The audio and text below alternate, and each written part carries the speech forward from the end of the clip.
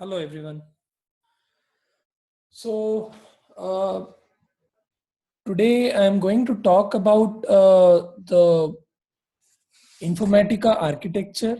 So for that, we first need to understand what exactly the ETL is, where exactly ETL plays a picture in the big picture of data lifecycle. Then we can talk more detail about the Informatica, which is one of the ETL tool. So we can talk about the architecture for the same.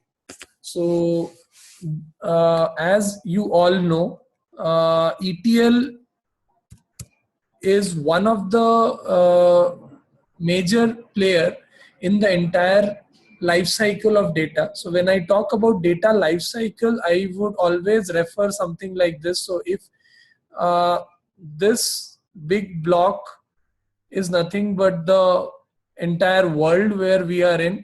So in this world, or rather or rather the entire earth is nothing but the source of my data. So when I talk about data life cycle, so source of data can be anything. So it can be a weather data, or it can be a digital data, or it can be an analog data, or maybe a hard copy or a file data.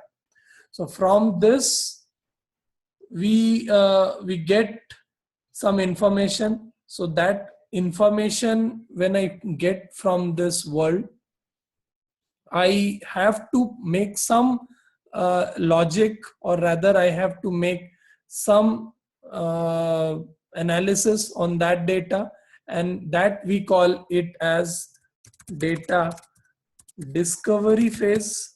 So data discovery is a big area where you don't know where the data is, but you at least know what kind of data you need. For example, if I want to open a gym and I want to get treadmills, so I need to identify the right treadmill, and for that I'm not going to look for what is the weather in Australia as on date. So I would only like to get the relevant data for me. So that all will come as part of my data discovery step. Once the data is correctly discovered, we have to store this data in some format. So that some format is nothing but the way I want to store my data. So let's say I store this. So I always call this as a raw data storage. When I say raw data storage, because after data discovery, I have the raw data available to me, and this could be anything like any RDBMS system, or a flat file, or a no SQL kind of system, or maybe it a mainframe, or any damn thing. So it can be anything. So once the raw data storage is correctly populated, we have to perform some of the operations which will refine my data. So this is the stage where ETL comes in picture. So I always refer this as the ETL process, or the data massaging stage. So data massaging is required because this raw data may not be the actual data which I can consume for my analytics, or any kind of reporting, or any kind of consumption of the data. So for that reason, I I have to go through the ETL process. So for this ETL process, there are n number of tools. Like Informatica has its own tool called powercenter. Then SAP has their own tool. SAS as a company has their own tool. IBM has a data stage, which is again a ETL tool. Maybe a Teradata has their own ETL processing. So there can be any other tools which falls under the data massaging or the ETL stage. Once the data is correctly massaged, based on the requirement. Then this particular data gets stored into a data warehouse. So data warehouse is nothing but a place where the processed data are stored.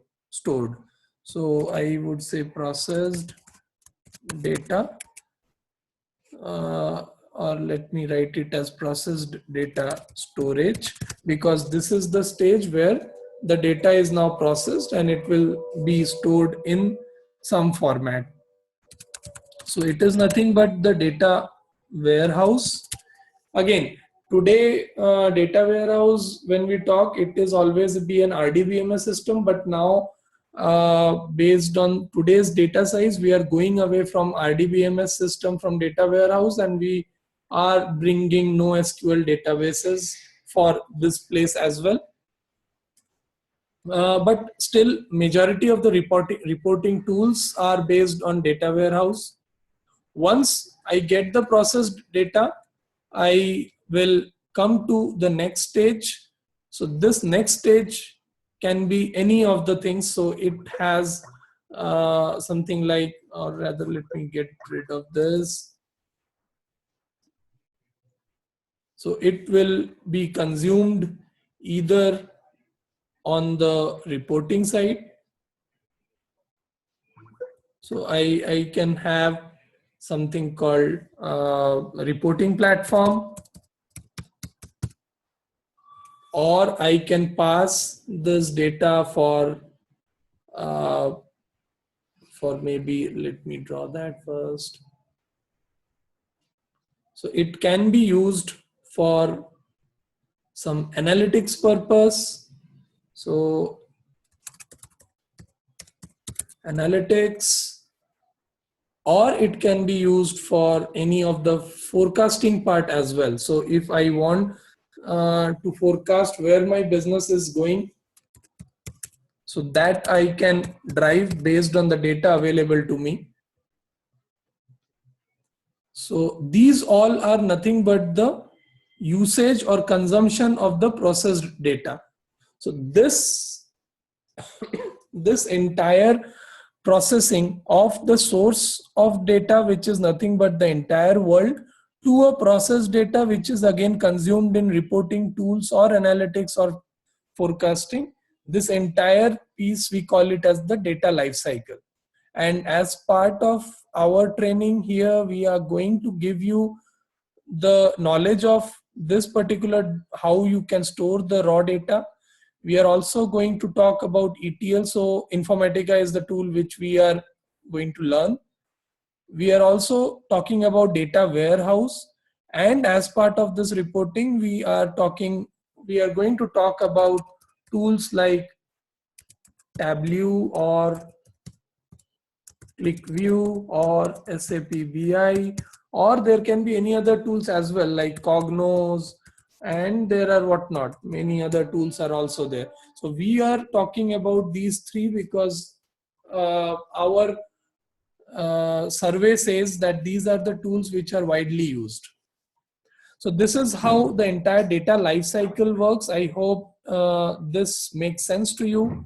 Now I am going to jump on the Informatica part, that is the ETL part. So when I talk about ETL, ETL is nothing but there should be some source where the data will be lying around, and there has to be some target where I need to populate the data back. So if you again go back to my earlier sheet, you can see that ETL is nothing but it is going to take the data from somewhere and push the data to some other source. So that same, this raw data storage, I am depicting here as this particular box as source, and this processed data storage is nothing but the target. So once I have my source and target, which are nothing but this is the outsider for Informatica. This target is also an outsider for Informatica, but Informatica has a set of logic which we call it as the transformation. So here actually the data massaging happens. And if you talk about this, this include of three basic steps.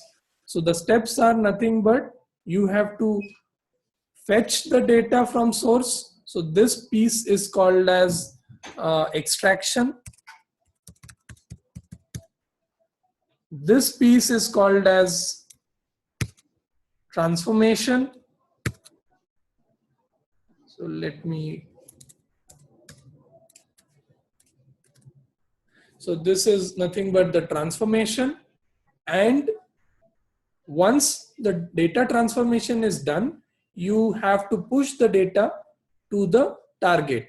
So this piece is called as the loading of the data or load. So this makes or rather this defines ETL is nothing but the actual processing for extract, transform and load. So this is nothing but we call it as ETL tool. So so this, with this justification, let me jump onto the basic component level diagram for Informatica, which is an ETL tool. So when I talk about Informatica, Informatica is divided into majorly three parts. That's how I always read this. So Informatica powercenter, which is the name of the tool which we are going to use. So this particular thing has basically three components. Number one component is the server component. Number two component is the client component. And the third component is the outsider, which is not a part of Informatica, but we call it as the outsiders.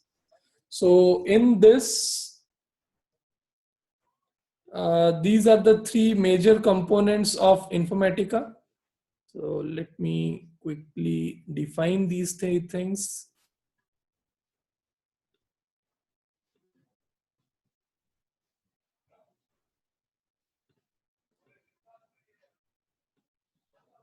So when I talk about server, so server includes many components. So right now I don't want you to bog down by the terminologies, but just keep a note what the server components are. So when I talk about server components, server has components like domain, we have a grid, we have a node, we have a service manager, we have a repository, we have a repository service, we have an integration service.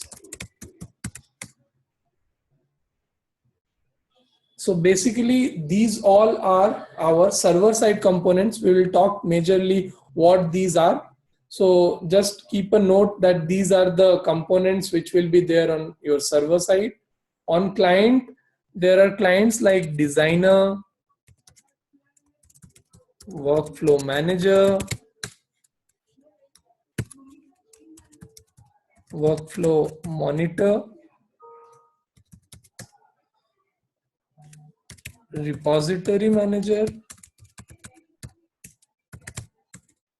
and I am keeping a separator between that, and I am keeping the administration console. So if you talk, these are the primary UI level components of Informatica, and this is one of the console which is a web-based console which is provided by Informatica Power Center, where administrators should come to configure all these server side components and the access or the security aspect of the server. So all the users, groups and roles need to be created using the admin console. And when I talk about outsider, outsiders are nothing but the source and the target. So if you again remember the older diagram, so this source and this target are nothing but the outsider, which can be anything. When I say anything, it can be RDBMS or an NoSQL or any cloud platform, anything which is a data storage platform. So that is why I'm calling it as an outsider. Now these components, if I want to place in a diagram, I would say it as a component level diagram. So this is one of the diagram which I always refer. So if you see, I'm trying to put the same things, like in this block, I'm trying to keep the source and the target. So this pink boxes are nothing but the two outsider for me. When I talk about the server, so this is nothing but the server component, which has one domain by default. When I talk about domain, domain is nothing but a hardware on which my Informatica PowerCenter server is running. This domain will have a grid. So grid is nothing but a logical grouping of multiple nodes. This will have nodes. So each node is nothing but a CPU which will hold all these services.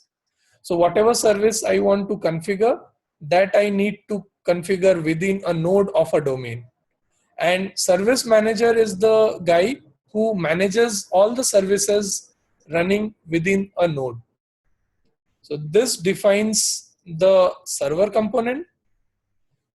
In this server component, there is something called domain configuration. So domain configuration is nothing but how you can create this domain.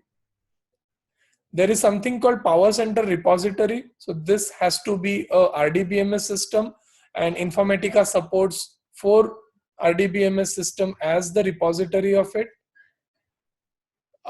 It has a data analyzer repository and a metadata manager repository. So these two things are not required in an OOTB setup, but whenever you want to enhance or upgrade your Informatica to support data analysis as well as metadata manager, you will have to have these two repositories.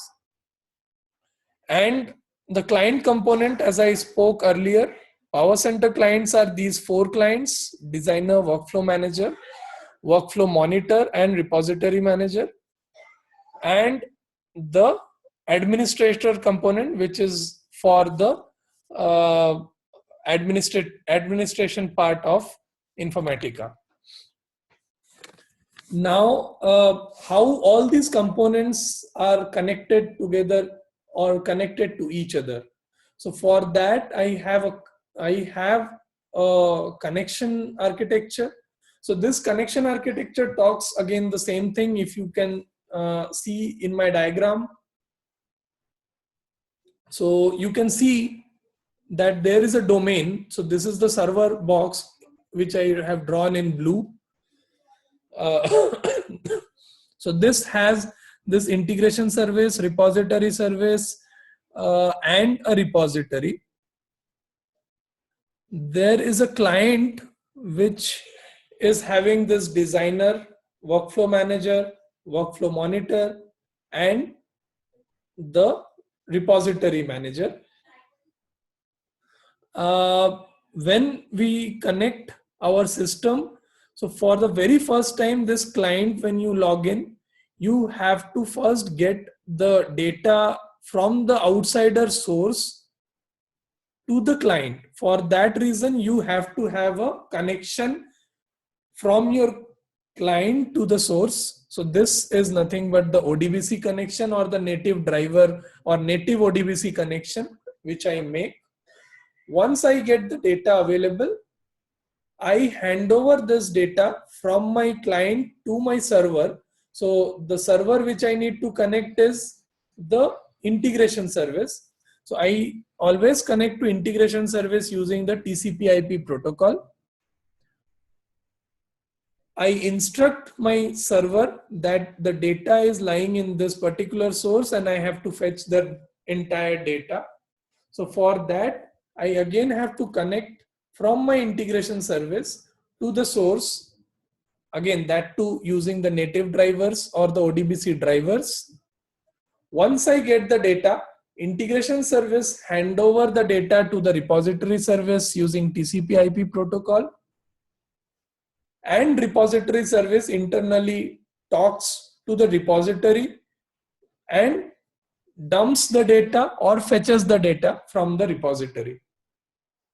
Once the data is available in the repository, I do all my analysis so that data massaging logic which sits within Informatica is based on that particular data. Once that data is processed, I have to push the data to the target. For that, I rely on native drivers or the ODBC connection. Again, same connection I have to keep from target to the directly to the client as well. So this link depicts that same link. The admin console where administrators comes and do the admin related task. So that is done using the HTTPS protocol, and it talks directly to the server using the HTTPS protocol. So I hope this architecture diagram is clear to you. And if you have any further questions, feel free to post your questions as comments. If you understood it or if you like this video, press on the like button. Thank you.